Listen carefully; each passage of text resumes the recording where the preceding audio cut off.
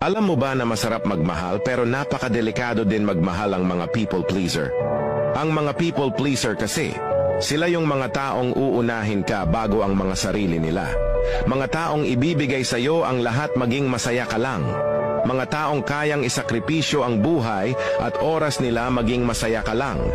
Pero ang masaklap na realidad, ang mga taong people pleaser ay mga taong di masyadong nakakatanggap ng pagmamahal. Kaya halos lahat ng bagay ay binibigyan nila ng kahulugan. Kapag di mo sila na-appreciate, masyado nila itong dinidibdib at lagi nilang sinisisi ang mga sarili nila kapag di magandang ugali ang ipapakita mo sa kanila.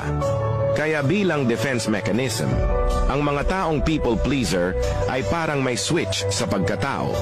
Kapag nasagad na yan sa'yo, kapag inaabuso mo at di mo na nire-respeto, kapag di mo na-appreciate mga ginagawa nila, siguradong mapapagod at titigil agad yan at di mo ito magugustuhan.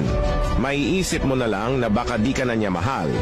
Pero ang totoo, may pagmamahal pa rin yan. Malapit na nga lang mawala. Kaya kung may partner kang people pleaser, walang ibang gusto yan kundi yung ma-appreciate mo sila. Wag na wag mo silang babaliwalain at lalong-lalo na wag mong aabusuhin ang kabaitan nila.